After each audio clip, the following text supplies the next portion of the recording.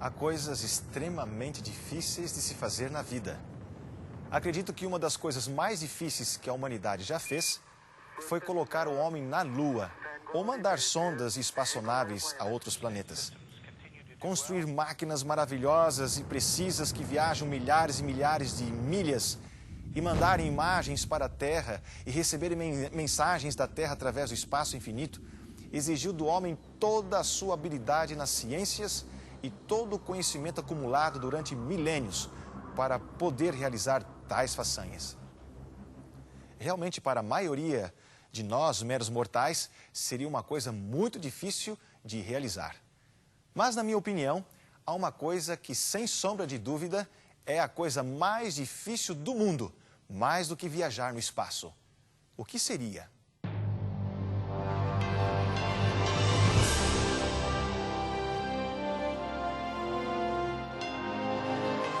Venceu a prova do tempo. O livro de Deus, a Bíblia, ainda relevante neste mundo complexo. E está escrito, partilhando mensagens de esperança ao redor do mundo.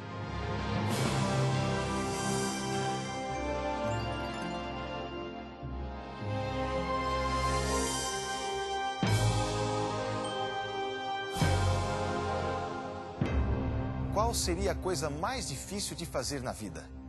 Vou contar uma experiência que poderá nos ajudar a começar a descobrir a resposta. Bruno e seu pai tiveram uma briga feia. O rapaz era impulsivo e o pai, por sua vez, autoritário. Naquela discussão, as palavras foram duras. "Nunca mais quero vê-lo na minha frente", disse o pai. "Para mim, você morreu", disse o filho. Bruno saiu de casa batendo a porta e nunca mais voltou. Eles ficaram sem se falar por 11 anos. Certo dia, o rapaz recebeu um telefonema da mãe. O pai de Bruno sofrera um derrame e encontrava-se hospitalizado entre a vida e a morte no hospital. Bruno ficou num dilema. Ele iria ou não iria visitar o pai? Ele não sabia que reação esperar do pai. Ele resolveu ir ao hospital. Quando chegou à porta do quarto, ele se deteve, incapaz de dar um passo mais à frente. Ficou pensando se afinal teria sido uma boa ideia.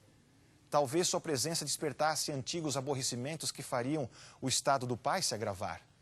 Paralisado, ficou a contemplar aquele senhor que dormia coberto de tubos e fios. De repente, o pai acorda e avistou o filho ali, parado, à entrada do quarto. Querem saber o que aconteceu? Daqui a pouco eu vou terminar essa história. Mas antes, eu quero lhe perguntar, você está curioso? Se estiver, a curiosidade é para saber o final da história, ou para saber qual é a coisa mais difícil de fazer na vida? A coisa mais difícil de fazer na vida é perdoar. Quero ler com vocês o texto que se encontra em Gênesis, capítulo 33, versos 1 a 4. Levantando Jacó os olhos, viu que Esaú se aproximava e com ele 400 homens. Então passou os filhos, Lia e Raquel e as duas servas. Pôs as servas e seus filhos à frente, Lia e seus filhos atrás deles, e Raquel e José por último. E ele mesmo, adiantando-se, prostrou-se à terra 7 vezes até aproximar-se de seu irmão. Então Esaú correu-lhe ao encontro e o abraçou. Arrojou-se-lhe ao pescoço e o beijou, e choraram. Ao passo que perdoar é a coisa mais difícil de se fazer na vida, a experiência de perdoar e reconciliar é uma das mais sublimes pelas quais um ser humano pode passar. Há algo de sagrado no ato de perdoar. Nunca o homem é tão parecido com Deus quando na hora em que perdoa. Esse ato abençoa famílias, restaura casamentos e reaproxima amigos. Ao perdoar, abençoamos nosso próximo e ao mesmo tempo somos abençoados. O perdão é um remédio eficaz para todos os males da alma. Depressão, complexo de inferioridade, medo, rejeição e assim por diante.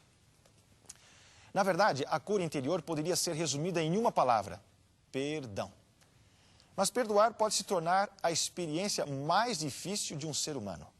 Por isso, há um número incontável de indivíduos que vivem tristes, escravizados e doentes. No caso de Esaú, o primogênito, tinha uma personalidade forte e extravagante. Jacó, por outro lado, era quieto, introvertido. Esaú monopolizava as atenções, ao passo que Jacó ficava nas sombras. Com o passar do tempo, a mágoa foi se acumulando no coração de Jacó. Ele desejava para si o que Esaú possuía. Então, por meio de artifícios, arrancou-lhe tudo, desde o direito da primogenitura até a bênção paterna. Esaú ficou furioso, jurou que mataria o irmão. Para salvar a pele, Jacó fugiu para a terra de Harã. Ali permaneceu por 20 longos anos, até que Deus disse para ele voltar. Nesse período de grandes privações, Jacó tornou-se obediente a Deus. Seu coração, porém, estava cheio de medo e remorso. Encontrar-se com Esaú talvez lhe custasse a vida. Como aquela situação poderia ser resolvida? Os dois irmãos precisavam de alívio, e esse alívio só o perdão seria capaz de proporcionar. Muitos de nós já nos vimos em situações semelhantes. Mesmo agora, se pararmos para pensar, certamente encontraremos algum ressentimento no nosso coração, novo, antigo, pequeno ou grande. Ao longo dos anos, muitas vezes as pessoas nos magoaram e feriram, deixando-nos com a sensação amarga do ressentimento e da mágoa. Sendo assim, precisamos tanto dar como receber perdão. As pessoas que não perdoam ou não recebem perdão vivem sofrendo, incapazes de viver e de amar de forma despreocupada.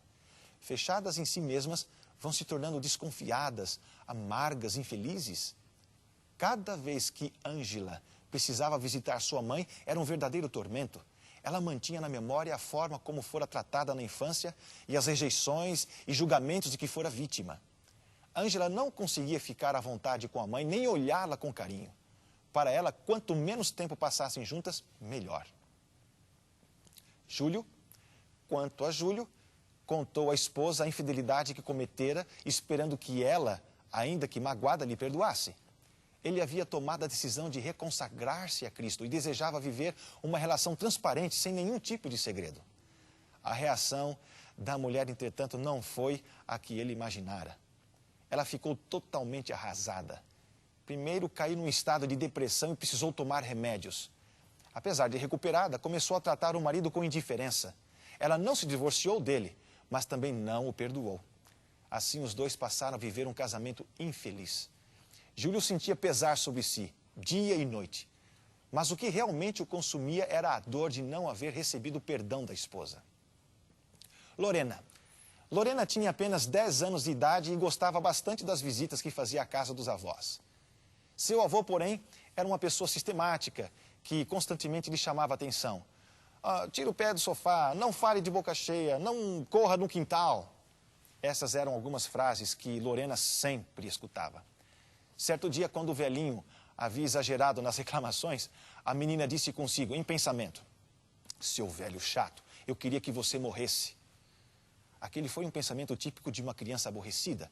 É claro que Lorena não desejava a morte do avô, mas para o seu desespero, naquele mesmo dia, o avô sofreu um infarto, vindo a falecer pouco tempo depois. A menina acreditou que, de algum modo, havia sido responsável pelo que acontecera. Dali em diante passou a culpar-se. Foi se tornando uma criança triste e fechada. Ela não era capaz de se perdoar.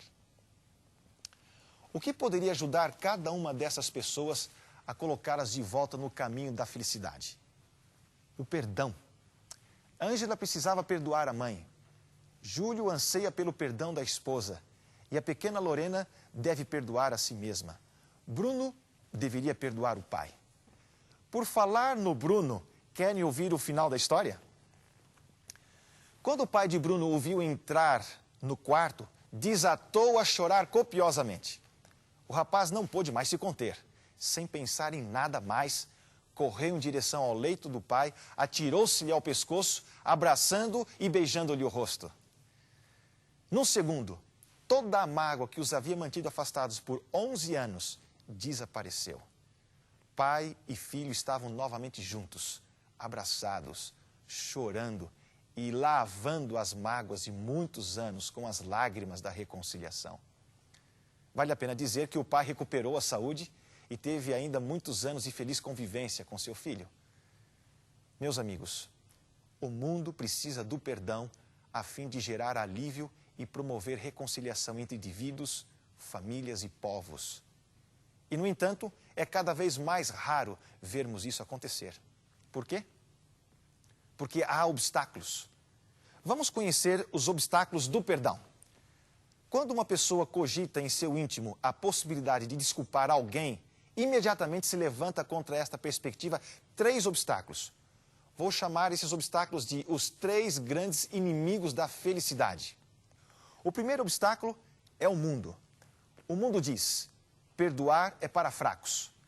Nossos heróis não perdoam, dão o troco. Os filmes da TV ensinam isso. O segundo obstáculo sou eu mesmo. Nós dizemos: onde está meu orgulho? Se minha felicidade depende de perdoar meu inimigo, prefiro ser infeliz. E, infelizmente, essa é a postura da maioria das pessoas. O terceiro obstáculo é o diabo.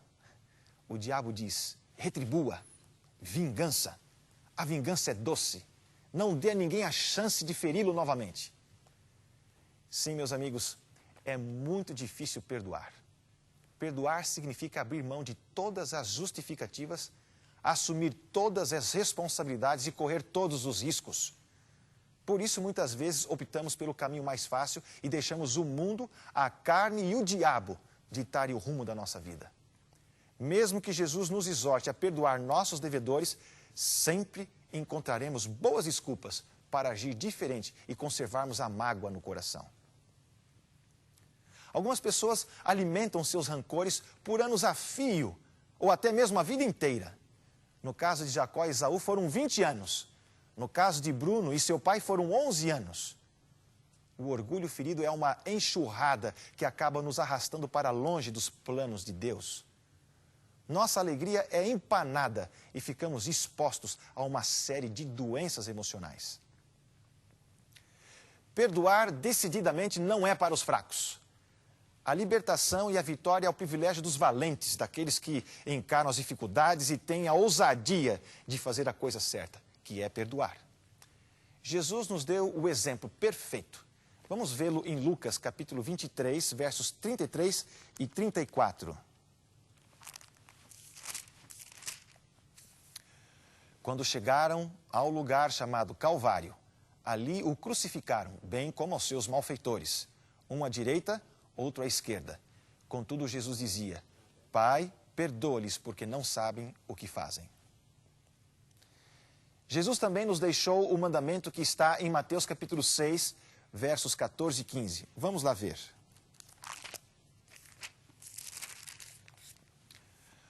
Porque se perdoardes aos homens as suas ofensas, também vosso Pai Celeste vos perdoará.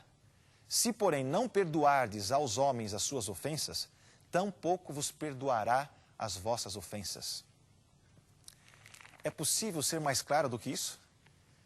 Pode ser que algumas vezes podemos dizer: eu sei que perdoar é a coisa certa, mas eu não consigo. Se o perdão fosse algo que estivesse além da nossa capacidade, Deus não o haveria ordenado.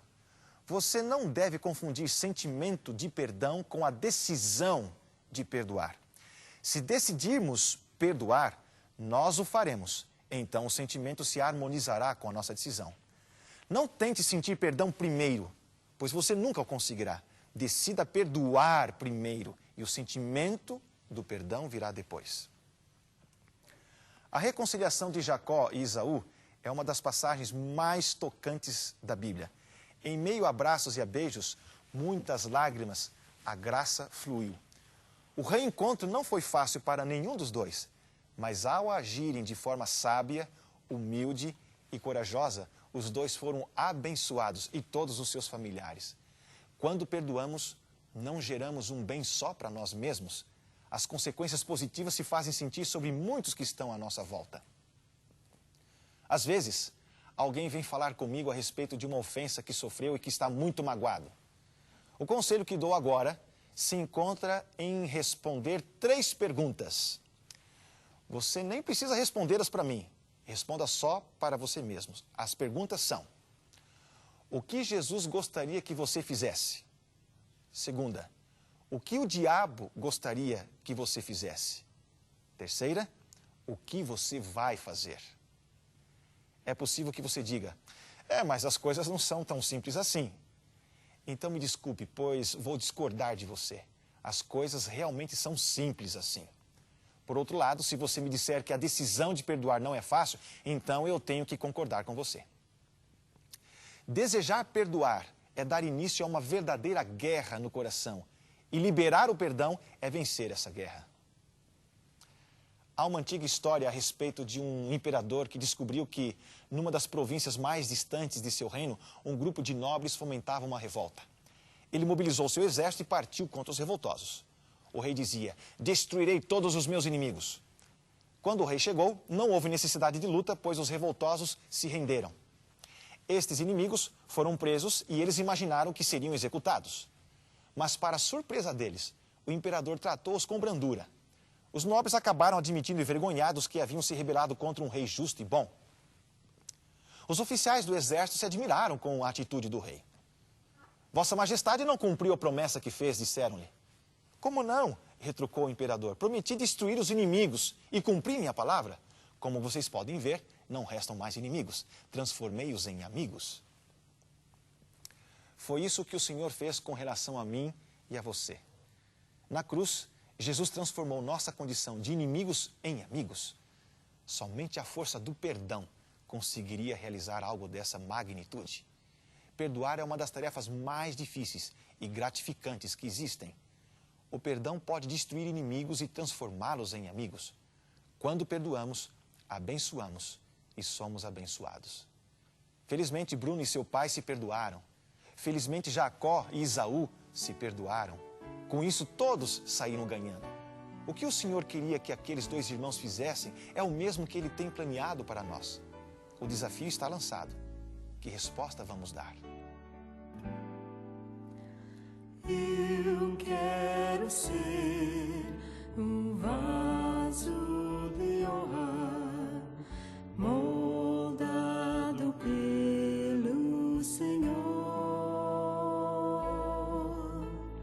com a mensagem de amor e esperança aos homens por onde for.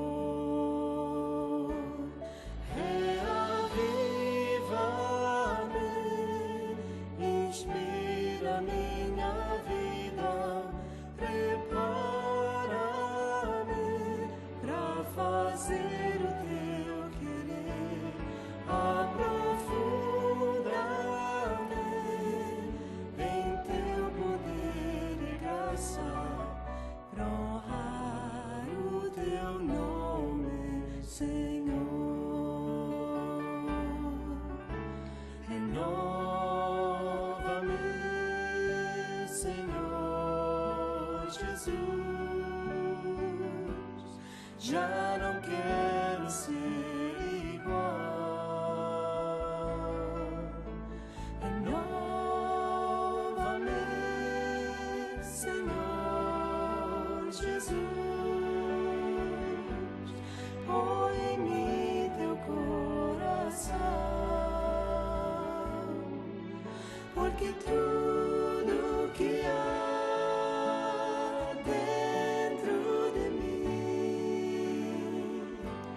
necessita ser mudado, Senhor, porque tudo que há dentro do meu coração necessita mais de ti, necessita mais de ti. Necessita mais de ti. Eu quero ser um vaso de honra,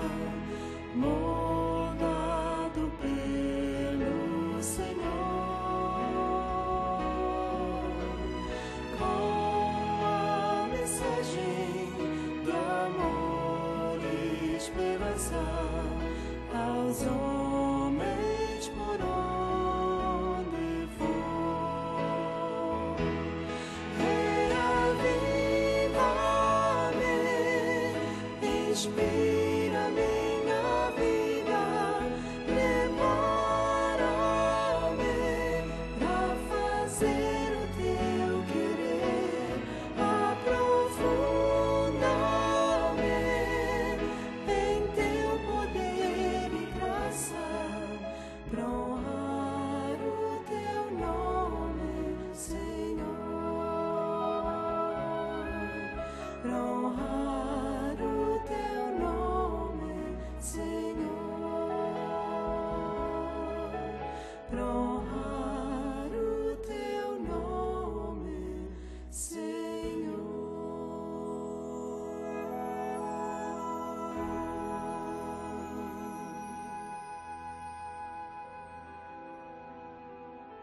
Querido Deus, é possível que haja alguém que me ouve nesse momento que ainda não descobriu a paz de alma porque está magoado ou porque ainda não perdoou o seu ofensor. Quem sabe essa mágoa se arrasta por muitos anos, tirando a paz e a harmonia de seu lar.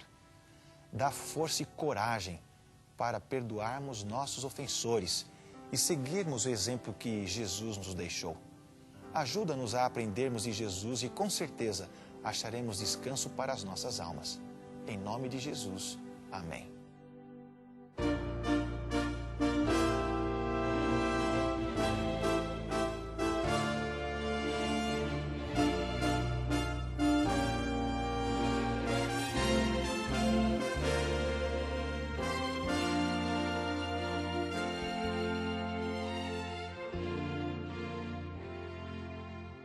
Nós somos peregrinos em jornada.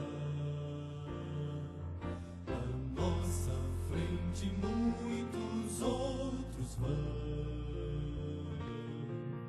unindo-se aos fortes, encorajando os fracos. Suas vidas são exemplos vivos de Deus e seu amor. E seu amor. Milhares que nos cercam, observando estão. Sigamos a jornada com vigor, pois aqueles que passaram, seu exemplo nos deixaram. E a tocha da verdade está agora em nossas mãos.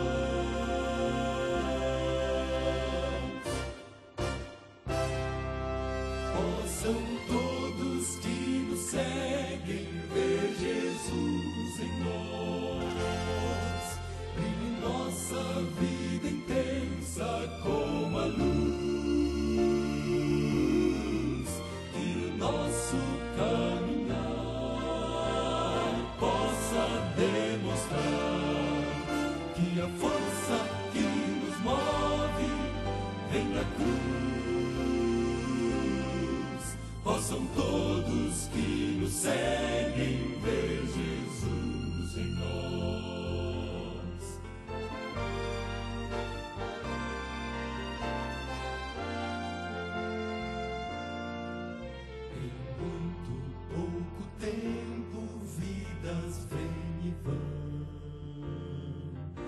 Os planos e os sonhos vêm ao chão, para que os nossos filhos sigam ideais que nos inspiram.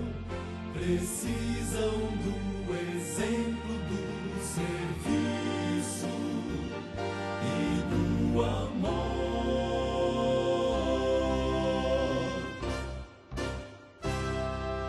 Possam todos que nos seguem ver Jesus em nós. Brilhe nossa vida intensa como a luz. Que o nosso caminhar possa demonstrar que a força que nos move vem da cruz. Vem da cruz.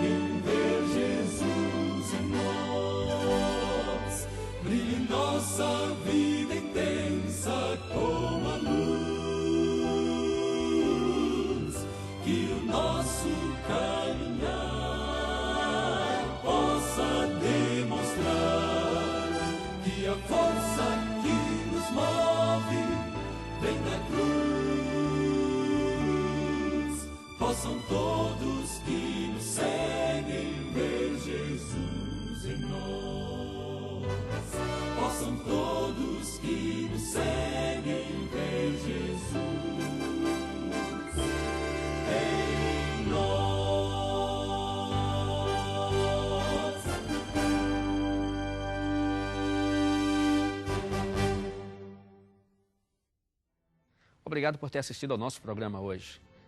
E temos um presente especial para você, o livro Projeto Sunlight. Este é um livro em forma de ficção que vai ajudá-lo a compreender a mensagem da Bíblia. Ele é especialmente para aqueles que estão começando a estudar a Bíblia agora. Ou se você já estuda a Bíblia há algum tempo, o Projeto Sunlight também vai ajudá-lo a compreender melhor a mensagem da Palavra de Deus. Esse foi um livro que fez uma grande diferença na minha vida. E eu tenho certeza que ele vai poder ajudar você também. E como você sabe, é um presente inteiramente grátis. Basta tão somente ligar para o nosso programa e enviaremos para a sua casa. Para você solicitar a sua oferta de hoje, basta chamar o nosso número de telefone 416-259-8608. Chame agora mesmo 416-259-8608. Se você preferir, poderá também escrever para Está Escrito, Box 2010, Oshawa, Ontário, L1H 7V4. Mais uma vez, chegou a hora de nos despedirmos, mas espero vê-lo na semana que vem. E não se esqueça, amigo, está escrito, nem só de pão viverá o homem, mas de toda palavra que procede da boca de Deus.